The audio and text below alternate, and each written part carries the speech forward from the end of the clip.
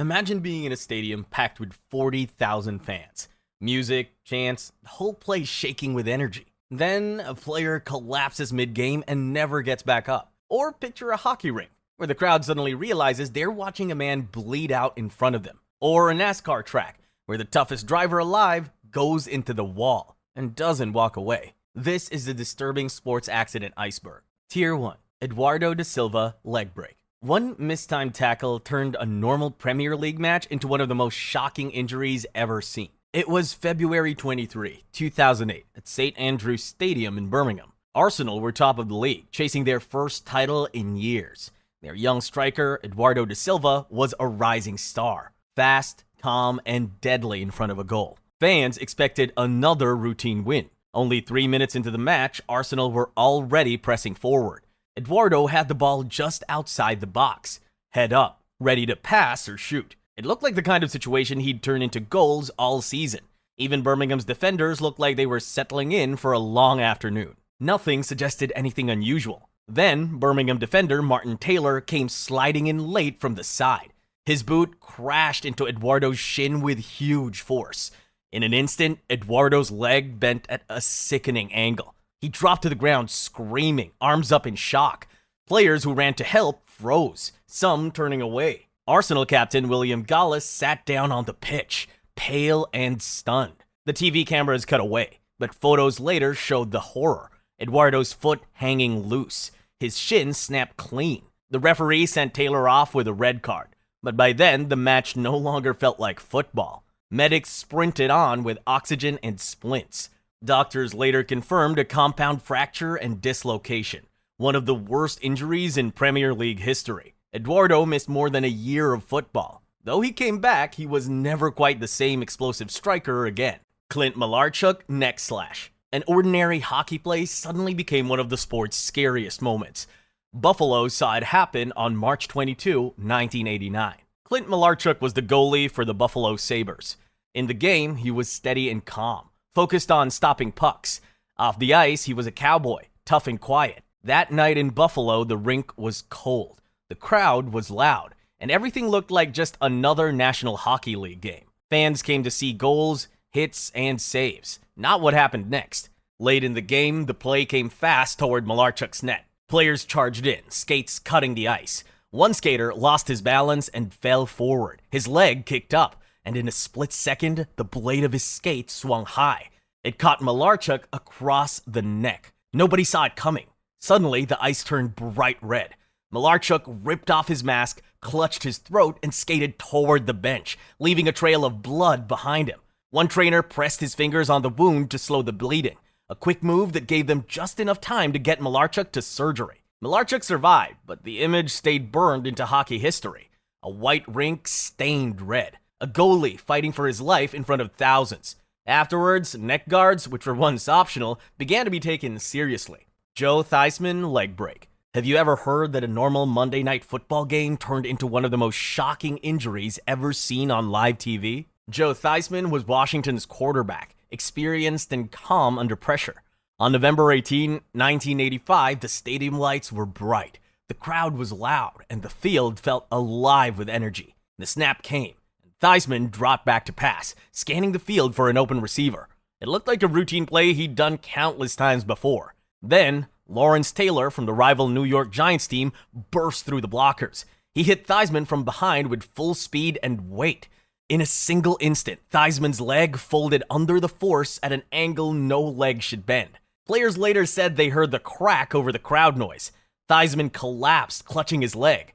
The replay showed his lower leg bent outward, bone visibly broken under the uniform. Some turned away. Others yelled for medical staff. Even Taylor, the man who made the tackle, waved frantically for help, shock written on his face. Theismann's injury was a fracture of the tibia and fibula, which ended his career on the spot. The moment became one of the sport's most graphic and unforgettable injuries. It also became a warning about the risks of the game. Players, coaches, and fans were reminded how quickly everything can change. Daniel Albrecht crash. One jump at the world's fastest downhill race turned a routine run into a life-threatening crash. It was January 2009 in Kitzbühel, Austria. Thousands of fans lined the slopes to watch the Hahnenkram downhill course. the Strife. This course is famous among ski racers for being the steepest, iciest, and most dangerous on the World Cup calendar. Blind jumps, razor-sharp turns, and speeds over 130 kilometers per hour leave no room for mistakes. At the start gate stood Daniel Albrecht, a 25-year-old Swiss skier already known for his fearless style and clean technique. He had done courses like this before. The crowd rang cowbells, flags waved, and TV cameras followed as he pushed off, building speed fast. Snow hissed under his skis as he carved through the early turns, low and balanced. Everything looked under control. The final jump before the finish, the fastest part of the course. Albrecht launched off the jump cleanly, just like the racers before him. For a split second, it looked normal. Then, something went wrong. He leaned back slightly. His skis tipped up, and at that speed, physics took over. His body started to rotate, twisting in the air at highway speed. He came down headfirst on the hard, icy slope. The impact was violent. His body tumbled and slid, flipping and bouncing before stopping near the finish line. Officials and medics sprinted onto the course while helicopters hovered above. TV cameras cut away, but everyone had already seen what happened. Albrecht lay motionless as doctors worked around him, stabilizing his neck and strapping him to a board. He had suffered severe head and lung injuries and was placed in a medically induced coma after the crash. Max Pacioretty glass collision. One routine hockey check, 21,000 fans. And then it turned into a nightmare. It was March 2011 at the Bell Center in Montreal. Canadians versus Bruins. One of hockey's fiercest rivalries. The building shook with noise. Skates screeching, sticks smacking, and fans screaming at every hit. Years of bad blood made every shift tense. On the ice was Max Pacioretty of the Canadiens, being chased by Bruins captain Zdeno Chara. It looked like a normal play, two players battling for position, but right where the glass bends by the benches was a spot that was a hidden danger. The stanchion, a hard metal post that holds up the glass with no padding. Late in the second period, Pacioretty chased the puck up the boards. Chara closed in and leaned for what looked like a routine body check. At that wrong moment, Pacioretty lost his balance. Instead of bouncing off the boards, his head smashed directly into the exposed stanchion, the one part of the rink with no padding. The impact was brutal. His helmet cracked. He dropped to the ice immediately. Trainers rushed out as Pacioretty lay motionless. An oxygen mask was fitted. He was carefully rolled onto a stretcher and taken off the ice while 21,000 people watched in shock. Doctors later confirmed a severe concussion and a fractured cervical vertebra. Pacioretty's season was over. The NHL faced loud calls from fans and media to add padding to stanchions and review dangerous hits near the benches. Tier 2. David Busst leg injury. One corner kick, one collision, and you can witness one of the worst injuries football has ever seen. It was April 1996 at Old Trafford, Manchester United's home ground. The pitch was slick with spring drizzle, making the ball skid faster and tackles riskier. Coventry City had just won a corner kick 2 minutes into the match. Defender David Busst jogged up from the back. The crowd was loud, expecting another routine set piece. Nothing unusual yet. The ball came flying into the penalty area. Busst ran toward it. At the same time, two Manchester United players, Dennis Irwin and Brian McClare, also ran in from different sides. All three hit each other at full speed. Bust's right leg was stuck on the ground when they collided. The force snapped his leg badly. People nearby said it sounded like a stick breaking. He fell straight to the ground. His lower leg was bent in the wrong direction. The bone had broken and poked through the skin. Players who saw it turned away shocked. The game stopped immediately. Medics ran onto the field. They put towels over his leg, built a small screen around him, and tried to keep him still. Busst was rushed to the hospital. He would need more than a dozen operations to fight off infection. Though doctors saved his leg, his career ended that day. Shaun Livingston knee injury. Sometimes one awkward landing can change everything. It was February 26, 2007, at the basketball match in Staples Center. The Los Angeles Clippers were playing the Charlotte Bobcats. Shaun Livingston, just 21 years old, was on the court. He was tall for a point guard, 6'7". His layup was a smooth handle, with great court vision. Late in the game, Livingston got the ball, sped toward the basket, and went up for what should have been a simple left-handed layup. Nothing fancy. No defender even made contact. Then, it happened. As Livingston came down, his left leg buckled. His knee bent the wrong way, far past where a knee should ever go. The damage was instant and brutal. He tore 3 ligaments and ended up with the meniscus shredded and the kneecap dislocated. His whole leg looked twisted. Trainers rushed out immediately. Livingston grabbed his leg, screaming in pain, then went still as medics stabilized him. The crowd sat in stunned silence. Livingston's injury was so severe the doctors worried he might lose his leg. Instead of months, his recovery stretched into years. He eventually made it back to the NBA, but he was never the same explosive guard. Instead, he reinvented himself as a steady role player.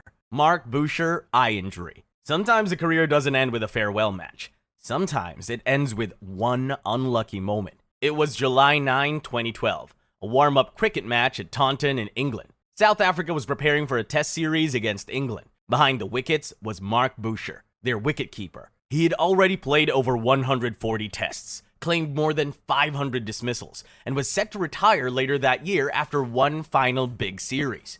For years, he had been the steady pair of hands that South Africa trusted. The crowd that day wasn't expecting anything special. It was just a practice match. Routine overs, routine catches, nothing out of the ordinary. Then came the moment nobody saw coming. Imran Tahir bowled the ball. It hit the stumps, and one of the wooden bails popped off. Instead of dropping to the ground, the bail flew backward and hit Boucher straight in the left eye. He dropped instantly, clutching his face in pain. Blood appeared around his eye. Teammates rushed in, signaling frantically for help. This wasn't a normal knock or a bruise. Everyone could tell something had gone badly wrong. Boucher was helped off the field and rushed to the hospital. The news was grim. The impact had caused severe damage to his eyeball. Doctors confirmed there was no chance he could safely continue as a professional cricketer. Within days, Boucher announced his retirement from international cricket. Not at the end of the England series, not with a standing ovation, but in a short, emotional statement from a hospital bed. His teammates were stunned, and fans were left mourning the sudden end of one of the greatest wicket-keeping careers the sport had seen. A career that had lasted 15 years ended not with a ball, not with a bat, but with a flying piece of wood no one saw coming. Silvano Beltrametti, paralysis crash. 1 second he was flying down the mountain at 130 kilometers per hour. The next, his career and life as he knew it were over. Silvano Beltrametti was one of Switzerland's brightest young downhill skiers. At just 22 years old, he was already competing with the best in the world. On December 8, 2001, he lined up for a World Cup race in Val d'Isère, France. The slope was steep, icy, and dangerous. Just the kind of run he was known for mastering. For most of the race, Beltrametti looked smooth and in control. But near the bottom, only seconds from the finish line, disaster struck. He lost control during a high-speed turn, skidded off course, and shot straight through the safety nets. Beyond them were trees, and he crashed into them at terrifying speed. The collision shattered his spine. He was airlifted from the mountain and rushed to the hospital, but the damage was permanent. Beltrametti was paralyzed from the waist down. At just 22 years old, his career as a professional skier was over. The crash shook the skiing world. Officials realized that if a skier could tear through the safety nets like that, changes had to be made. Races started adding stronger netting, bigger runoff zones, and tighter safety rules. But wait till you hear about Matteo in Tier 4 later, who ended up losing his life this way. Dale Earnhardt crash. How does the toughest man in NASCAR die in a crash that didn't even look bad? That's the part nobody saw coming. Dale Earnhardt was the guy. NASCAR, that's the National Association for Stock Car Auto Racing, built its legend on men like him. He was called the Intimidator for a reason. Black car, dark visor, and a habit of nudging rivals' fenders at 190 miles per hour like it was no big deal. He'd win, he'd fight, and fans figured he could walk away from anything. Until now. February 18, 2001. Final lap of the Daytona 500. Earnhardt wasn't even racing for the win. His teammates, Michael Waltrip and Dale Jr., were first and second. He was in third, blocking the field, playing bodyguard. Then it happened. Coming out of the last turn at about 180 miles per hour, Earnhardt's car brushed past his rival Sterling Marlin's Dodge. No big deal, right? Except it was. The number 3 darted down the track, clipped Ken Schrader's car, and then went head-on into the concrete wall. It didn't explode, it didn't flip, it didn't look like a scene from Hollywood, but inside the damage was beyond repair. Earnhardt suffered a fatal skull fracture. Medics were at the car within seconds, but it was already over. NASCAR fans were stunned. If Earnhardt could die, anyone could. The wake-up call was immediate. The Hans device, short for head and neck support, basically a brace that stops your skull from whipping forward, became mandatory. Walls were rebuilt with safer barriers that absorb impact. Cars got stronger frames, seats, and seat belts. Even medical response teams were retrained and beefed up. Earnhardt's last race ended his life, but it also rewrote how NASCAR kept its drivers alive. Tier 3. Nodar Kumaritashvili Luge Crash. A luge looks like fun. It's a small sled on ice going faster than a car. No brakes, no seat belts. Just you and the track. But that's only till you see someone die on it. Nodar Kumaritashvili was 21 and from Georgia. He had trained for years to race at the Vancouver Winter Olympics. The Whistler Sliding Center was the newest and fastest track in the world. But many athletes thought it was too dangerous. It had blind corners, steep drops, and very high speeds. Still, Nodar wanted to prove himself. So, on February 12, 2010, the day before the Olympics began, Nodar was on his final practice run. At first, everything went well. He sped through the first curves, going over 80 miles per hour. Then, he reached curve 16, one of the hardest parts of the track. His sled went too high, hit the wall, and flipped sideways. He was thrown off the track and crashed into a steel pole at full speed. Nodar died instantly. Viewers around the world saw the tragedy live. Officials quickly raised the track's walls, covered the steel poles with soft padding, and moved the men's starting point higher up to slow the sleds down.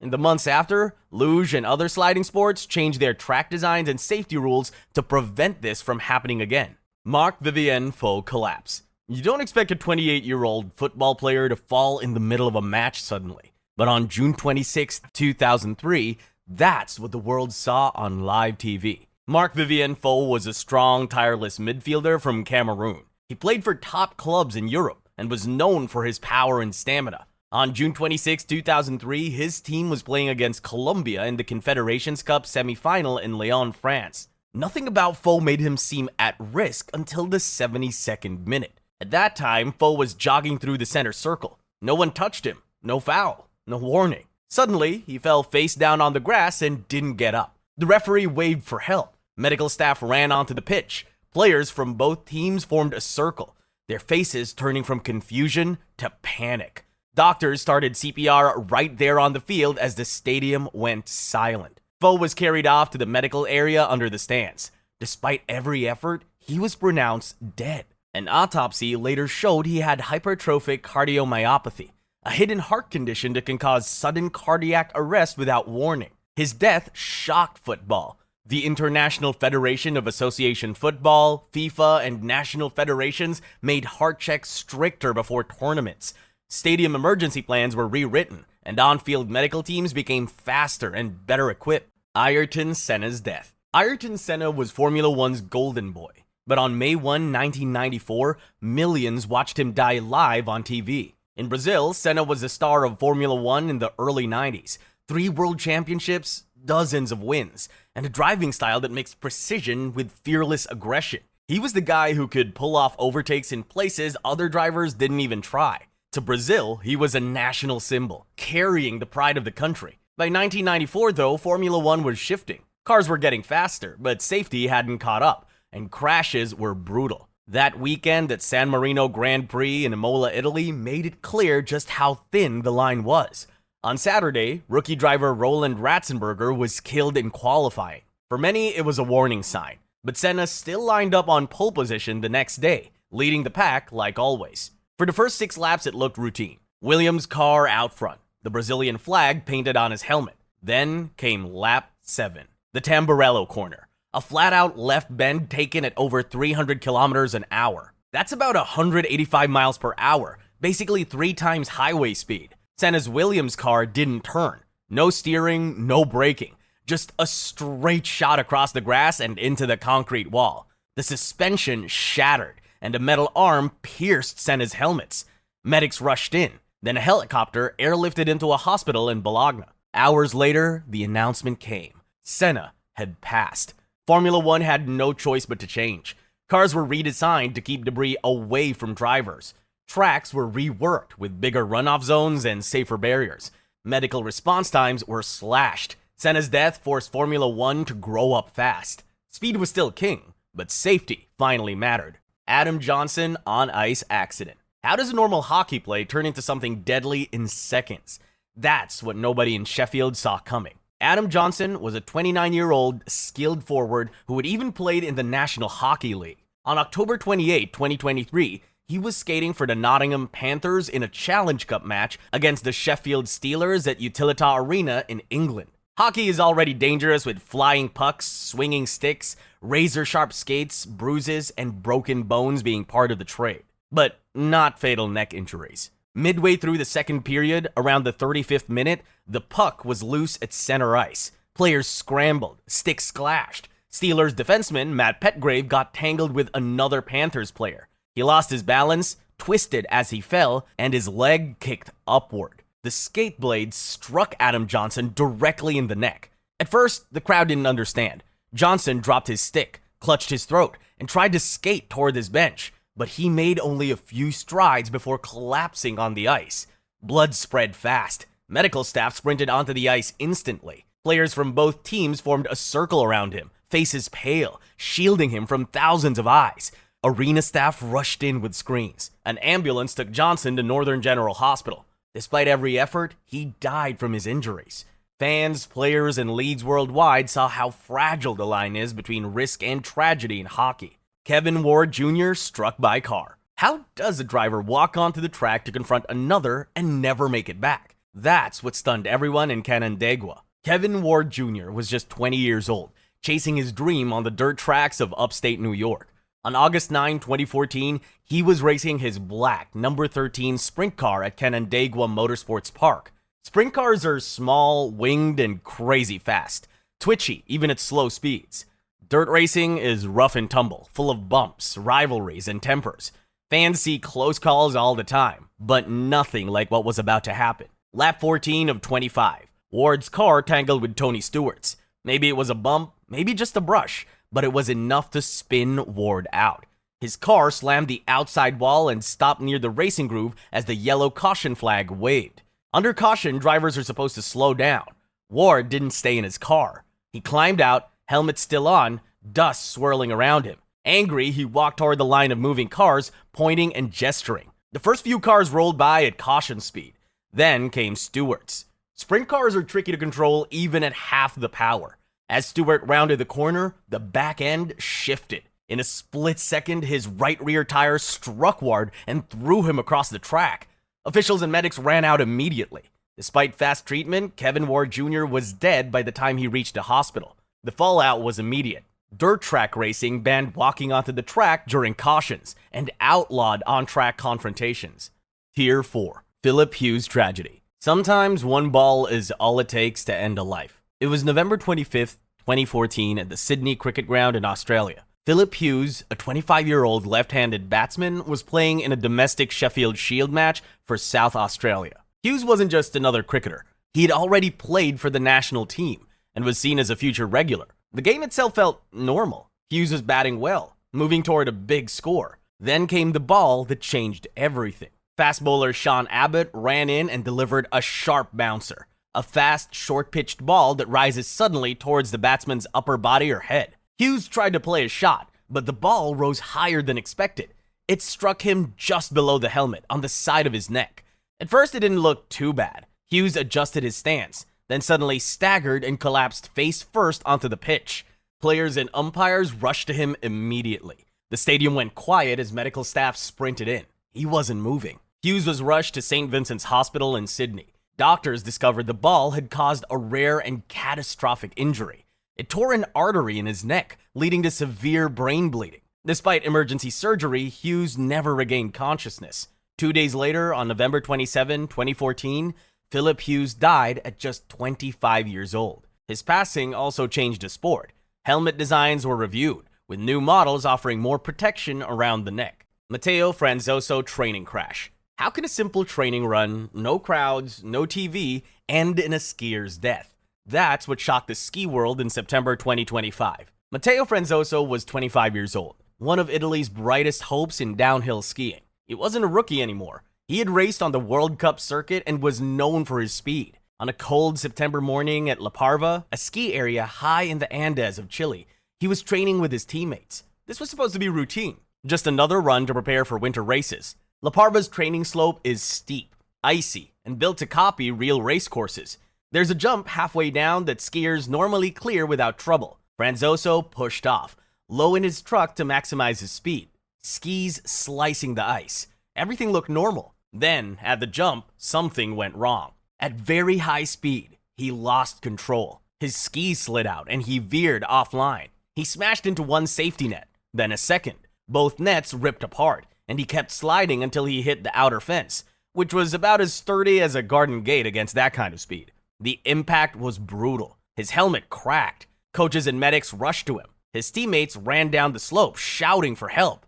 He was unconscious and badly hurt. A helicopter lifted him to a hospital in Santiago. Doctors tried everything, but later that day, the Italian Ski Federation announced Matteo Franzoso had died from his injuries.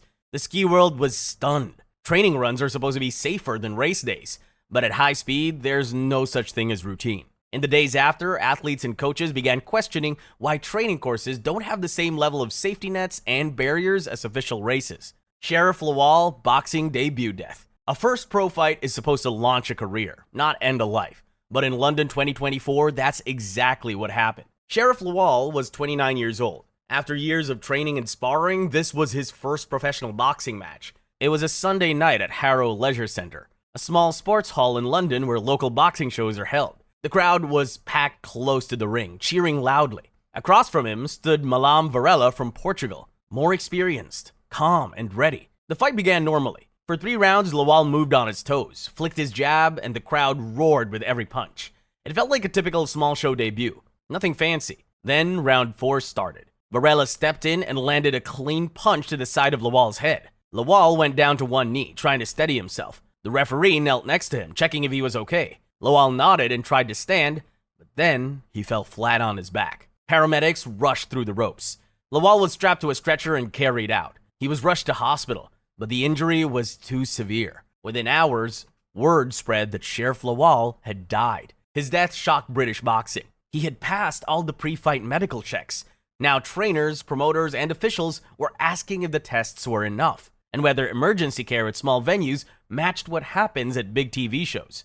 Zhang Zhijie badminton collapse. Badminton's future looked bright in a 17-year-old talent, until 2024. When he collapsed mid-game and stunned the sport. It was the Asian Junior Championships. The sports hall was packed, lights bright, and the sound of rackets smacking shuttlecocks echoing off the walls. In the middle of it all was Zhang Zhijie, just 17, fast, focused, and already seen as a future medal winner for China. He moved smoothly across the court, diving for shots and smashing like a winner. The rallies were quick and sharp. Zhang darted left, lunged right, and kept scoring points.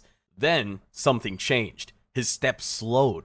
He blinked, trying to steady himself. Before anyone understood, he collapsed onto the shiny court. His racket slid away. At first, some thought he was just tired. Players at this level cramp or faint sometimes. But this was different. He wasn't moving. Coaches and medical staff rushed to him. The hall fell silent. Medics knelt beside Zhang and began chest compressions while his teammates stood nearby, eyes wide. The match was forgotten. Later, officials explained what had happened. No crash, no foul play. Just his heart stopping in the middle of play. Zhang was only 17, at the start of what could have been a brilliant career. José Luis González training bike crash. Have you ever seen a cyclist on a quiet road and thought, they're safe, nothing bad can happen? Yeah, not always. It was a warm summer morning in Spain. The sky is clear. The road stretches out for miles. José Luis González, 37, is out training. He's a triathlete, known for discipline and long hours on the bike. Helmet on, sunglasses on, he pedals low over the handlebars. Cyclists like him ride open roads all the time.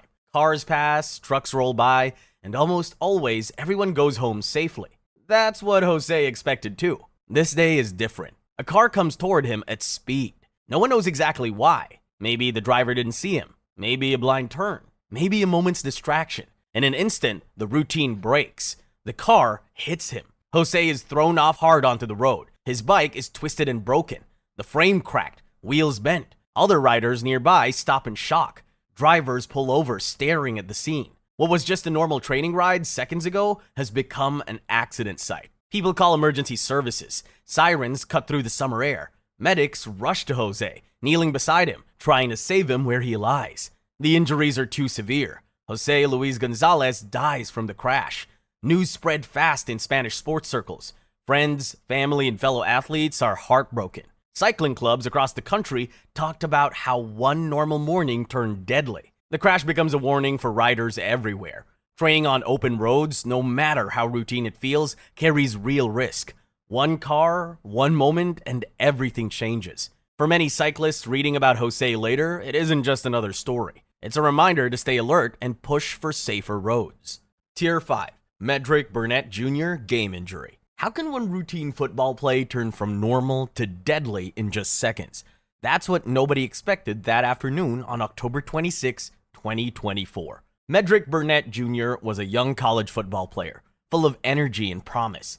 He was one of those athletes who made people believe in underdog stories. Pads on, helmet tight. College football hits look rough, but for players like Medrick, it's just part of the game. Snap after snap, tackle after tackle. The ball is snapped. Bodies collide, the usual sound of football. Medrick goes low for a tackle. Another player comes high, and the pile comes down hard. For a moment, everything looks fine. Medrick gets up, but his steps are slow. His head tilts. He seems off balance, then onto the ground. At first, the crowd thinks it's just one of those shake-it-off moments players have all the time. But coaches know something's wrong. Medical staff sprint onto the field. Later, doctors explain what happened. Medrick suffered severe brain swelling after the hit. No cuts, no bruises on the outside.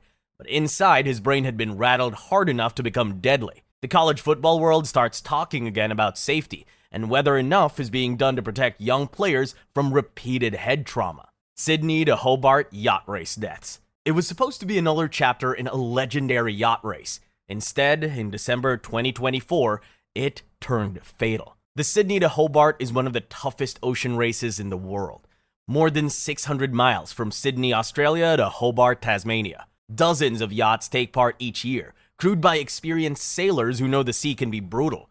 Sails up, ropes tight, life jackets on. Most years it's rough but manageable. People watch from shore and think it's just fancy boats and sunshine. It's not. December 2024. The fleet leaves Sydney under clear skies. White sails stretch out. Crews work fast, eyes on the horizon. But the weather changes. A gentle wind quickly grows into something loud, violent, and deadly. Waves build like walls. Boats tilt hard enough to throw sailors off their feet. On one yacht, the boom, which is the heavy swinging bar at the bottom of the sail, whips across with the force of a baseball bat. A sailor is struck and drops instantly. On another boat, almost the same moment, the same deadly hit happens. Two boats, two sailors, seconds apart. Helicopters start circling. Rescue boats join quickly. Crews clip onto lifelines, clutch ropes, and shout over the storm. What started as a race is now a fight to stay alive. By nightfall, two sailors are dead. Several boats are damaged. Families waiting at the docks get the news no one wants. For the sailing world, the lesson is clear but harsh. Every time the fleet leaves port, it's not just a race. It's a gamble with the ocean. And the ocean doesn't care about your plans. Fox Hill Supercross crash. Ever been to a race where the cars don't stay on the track? At Fox Hill, that's exactly what happened. The Fox Hill Supercross in Diatalawa, Sri Lanka is the country's biggest motorsport weekend. Fans crowd the hillsides, engines roar, and cars and bikes launch off jumps, kicking up dust and noise. It's loud, chaotic, and dangerous looking. But usually the danger stays on the track, not in the crowd. April 21, 2024. Midway through one of the races, a car went off a jump and lost control. No big deal. Sliding and bouncing is part of the show. But this time, another car followed the first, and both tore straight through the safety barriers. They crashed into a section of spectators standing too close. People screamed and ran as dust, metal, and panic filled the air. Rescue teams were on the scene fast, but the damage was already done. 7 spectators were dead, and dozens more were injured. Fans who'd been cheering minutes earlier were frozen in shock. The crash forced a harsh look at safety. Barriers, crowd placement, and emergency plans all came under fire. Hammer throw spectator death. What should have been a harmless school sports meet on January 26, 2025 turned into something no one expected. The Mountain Lion Fieldhouse at the University of Colorado, Colorado Springs was packed that Saturday for a meet and greet. High school athletes warming up, families cheering, phones out to catch big moments. Among them was Wade Langston, 57, there with his wife to watch their son compete. Just a normal weekend meet. The event was the hammer throw. Despite the name, it's not a tool. It's a heavy metal ball on a chain tossed after spinning. It looks impressive, but can be deadly if it goes off course. That's why there's netting and barriers to protect the crowd. But that morning, the system failed. One throw went over the safety netting. The hammer flew towards the stands. In that instant, Langston didn't run. He moved to shield his wife and son. The hammer struck him hard. People screamed. First responders rushed in, but Langston died at the scene. The meet was canceled. A father who came to cheer his son left as a hero remembered for his courage and kindness. Dato Sagor Circuit, spectator death. Fast cars, loud engines, and people standing very close to the track? What could go wrong? On December 31, 2022, at Dato Sagor Circuit in Malaysia, everyone found out. It was New Year's Eve. The Battle of Champions race was happening at the Dato Sagor Circuit in Perak. People were excited. Many fans stood right next to the track with their phones out, trying to get pictures and videos. There weren't big fences or strong barriers to keep the crowd back. Among the fans was Muhammad Amir, 32, who worked at a car workshop and came to watch the race. Many spectators had moved to a grassy area near the track for a better view, even though it wasn't a safe place to stand. Amir was there too. On the final lap, two cars were side by side, their bumpers almost touching. Then they actually did. In just 1 second, the car left the track and drove straight into the crowd. People screamed. Some ran. Others were knocked down. Immediately, the medics started running towards the scene. Amir had serious injuries to his head and inside his body. Paramedics treated him at the track and then rushed him to the hospital. Sadly, he died later that day. News of the accident spread quickly. People were shocked and angry. They asked why fans were allowed to stand so close without fences or barriers. Race officials said they had staff at the track, but nobody stopped people from moving into dangerous spots. Tier 6. Stadium disaster in Algiers. People go to football matches to cheer and celebrate, not to get hurt. But on June 21, 2025 in Algiers, that's what happened to hundreds of fans. The Stade de 5 Juliet Stadium was full. MC Alger team had just won the league title after a 0-0 draw. Fans were going wild, waving flags, lighting flares, singing and jumping. It was a sea of red and green, thousands of people moving as one. Everyone was leaning forward, pressed against the metal barriers that were supposed to keep the crowd safe. Up in the upper stands, one barrier was taking all that pressure. People were pushing, leaning, and climbing over to get a better view of the players. The metal was old and under stress from hundreds of bodies. Without warning, it snapped. There was no slow bend, no sign it was about to break, just a loud crack. Dozens of people lost their balance. Some were pushed forward by the crowd. In seconds, fans were falling from the upper tier into the seats below. Others tried to pull people up, while some were trapped underneath the pile. Ambulances and medics rushed in. Some fans had broken bones, cuts, or head injuries. Others were lying still. 4 people were confirmed dead at the stadium or shortly after. Over 70 were injured. The trophy ceremony was canceled. There was no celebration, only stretchers and crying. Monte Carlo rally crash. How does a rally fan die on a night meant for racing thrills? That's the part nobody expected. The Monte Carlo rally is one of the oldest and toughest in the world. Narrow mountain roads, unpredictable weather, and cars sliding at full speed between snowbanks and cliffs. In January 2017, it was the first stage of a new season. Fans lined the road to watch the world's best drivers tackle the dark, icy corners. Some stood way too close for a better view, even in spots where rally cars often slide off. Hayden Paddon and his co-driver John Kennard were in their Hyundai i20 WRC. Near the end of the stage, they came into a tight left-hand bend. The plan was simple: brake, turn, accelerate out. But there was a layer of black ice on the road which creates a significant safety hazard. Paddon tried to take control, but the car slid out of control. It smacked and tipped onto its side and stopped across the road.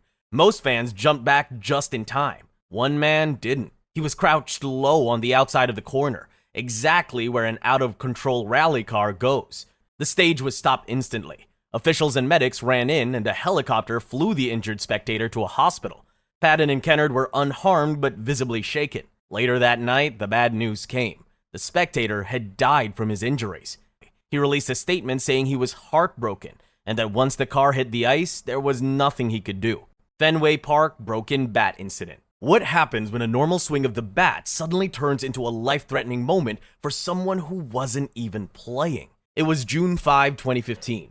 A regular Friday night baseball game at Fenway Park between the Boston Red Sox and the Oakland Athletics. The crowd was packed in, close to the field like always. Fans in the front rows were just a few feet from the action, close enough to hear the crack of the bat. Then it happened. Oakland's Brett Lawrie swung at a pitch, and his bat shattered on contact. Instead of the ball flying into the air, the beams around the league began extending protective netting farther down the baselines. What used to be risky but exciting front row seats are now much safer because of what happened that night at Fenway. The barrel of a broken bat shot like a spear into the stands. There was no time to react. One fan, Tanya Carpenter, who was sitting with her friends, was hit by the broken piece of wood on her head. Security rushed in and medics hurried to the front row. Carpenter was bleeding and unconscious. The game stopped while she was carried out on a stretcher. Fans watched in shock. A fun night at the ballpark had turned into something terrifying. Carpenter was rushed to the hospital in critical condition. She survived after emergency surgery, but the injury was serious and life-changing. This wasn't just another foul ball scare. It was a wake-up call. Major League Baseball had already been talking about fans' safety, but this accident forced change. Yashtika Acharya gym accident. The last place you'd expect a 17-year-old champion to die is a gym. Yet that's exactly what happened. It was a normal afternoon in February 2025 at a gym in Bikaner, Rajasthan. Among the lifters was Yashtika Acharya, already a gold medalist at the Junior National Games and National Bench Press Championship. She wasn't a beginner, she knew her form, had a trainer spotting her, and was used to heavy weights. The plan was to lift a 270-kilogram barbell, more weight than most people will ever try. Yashtika sat up under the bar, braced, and unracked it while her trainer stood ready. Feet planted, back straight, everything by the book. Then something went wrong. Maybe her footing slipped. In a split second, the bar tipped backward and came down across her neck. Her trainer tried to grab it and ended up with minor injuries. Others rushed in. Someone called for medics, and CPR started right there on the gym floor. Yashtika was rushed to the hospital. But the injury, a broken neck, was catastrophic. Doctors tried, but she was declared soon after. Her family did not file a complaint. They simply took her body home after the post-mortem. Fran Crippen, open water death. October 23, 2010. Fujairah, UAE. The last race of the 10-kilometer open water World Cup. Water temperature? About 31 degrees. More like a hot bath than a race course. On the start line was Fran Crippen, 26. Four-time U.S. national champion, famous for his endurance and his smile. Open water swimming isn't like pool swimming. No lanes, no shade, no constant safety. Just athletes, heat, and scattered patrol boats. That day, conditions were rough. The water was brutally hot. The currents were strong, and safety checks were poor. But the race went on. Crippen started strong, as usual. But near the final stretch, teammates noticed his stroke was off. He was slowing, falling behind. But out there, you can't just stop and rest at a wall. You're alone. By the time the lead swimmers finished, Fran was missing. Others began shouting that someone was gone. It took nearly 2 hours for divers to find him at the bottom of the course.